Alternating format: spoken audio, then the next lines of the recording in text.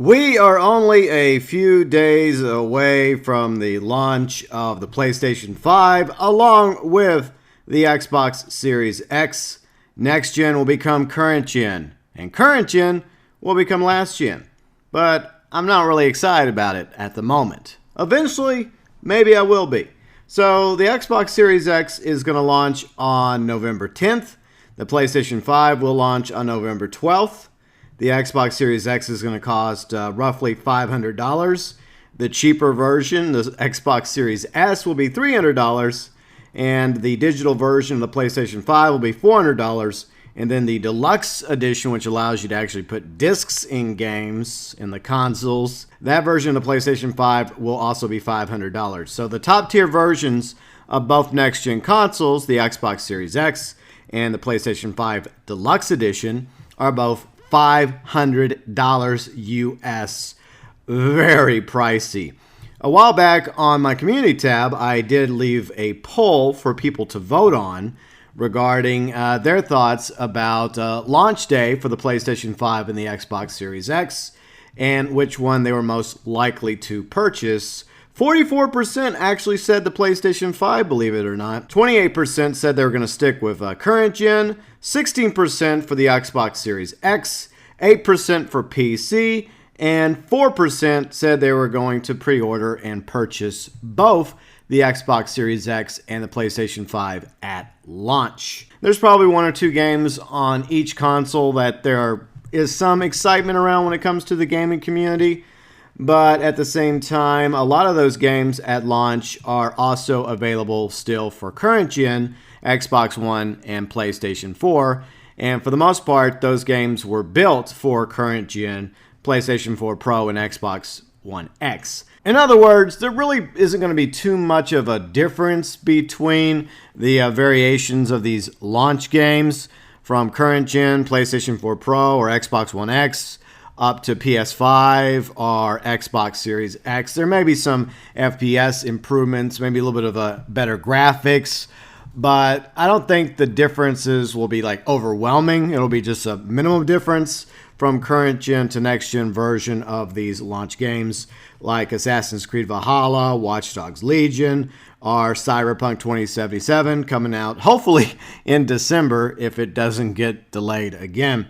The first models off the assembly line, historically, when it comes to video game consoles, have had their fair share of issues, like case in point, the Xbox 360, one of the greatest consoles in the entire, history of video games.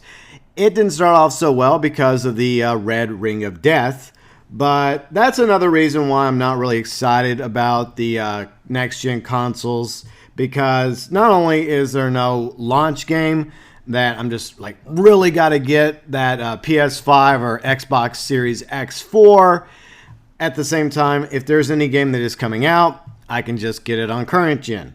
And the first models probably wait a few months for, I guess, the next batch to come off the assembly line. Hopefully a little bit better, hopefully improved here and there, tweaked.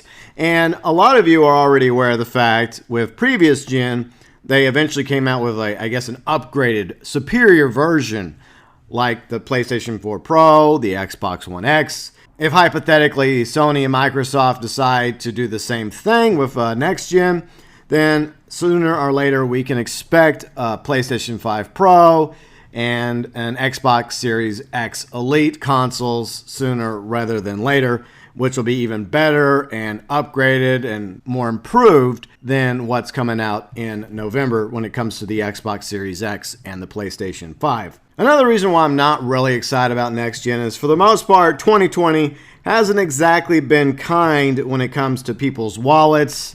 The economy has been terrible. Millions of people worldwide are out of a job right now, looking for work. Not to mention the fact that countless businesses have gone under. They're lost. They've closed shop. They've shut down. And a lot of those businesses, even local businesses, had employees, had people that were working, depending on those stores being open, now gone. They're unemployed and looking for work and struggling just to survive and pay the bills, put food on the table, and keep a roof over their head. A brand new console isn't exactly a priority for a lot of people out there, but somehow the Xbox Series X and the PlayStation 5 both managed to sell out when it comes to the pre-orders. The big question is why? I know there's other big questions out there as well that we don't have answers to. Why are we here? What's the meaning of life? I don't know. But I would speculate when it comes to how people were able to pre-order the PlayStation 5 and the Xbox Series X despite the economic times that we currently live in, among other issues, is the fact that people probably put that pre-order on a credit card. Debt.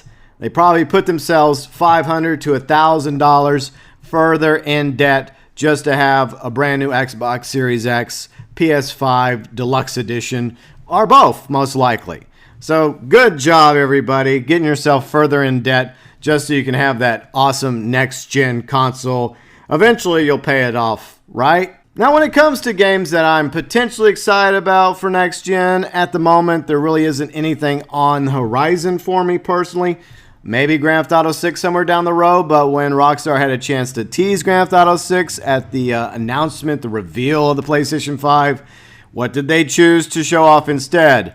The milked edition of Grand Theft Auto 5 coming summer 2021. Gee, I wonder why they're re-releasing Grand Theft Auto 5 and Grand Theft Auto Online on next gen. Could it be because of the billions of dollars Grand Theft Auto Online and Grand Theft Auto 5 have made for Rockstar and Take-Two? I don't know. Probably not. I'm also surprised that there's still no word regarding the potential next-gen version of Red Dead Redemption 2 or Red Dead Online, but maybe they'll eventually mosey Red Dead Redemption 2 and Red Dead Online over to next-gen as well.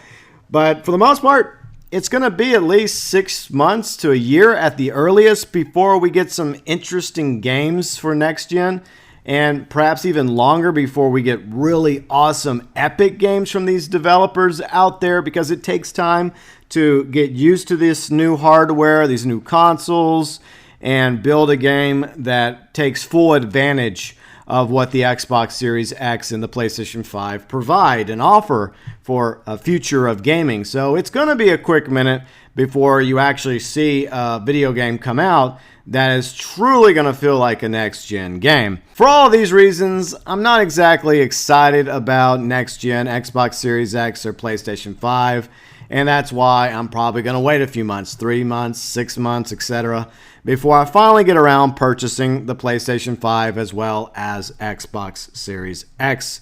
Eventually, I do intend to upgrade, but for now, I'm happy with my PlayStation 4 Pro as well as my Xbox One X. The games I play on both those consoles are fine for the time being. But I want to know what you think about the next-gen consoles. Are you feeling the same way as I am?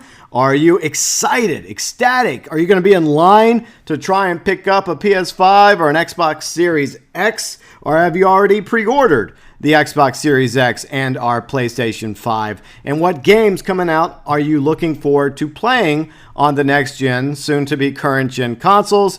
Your thoughts, your views, your opinions, as always, welcome below in the comments section.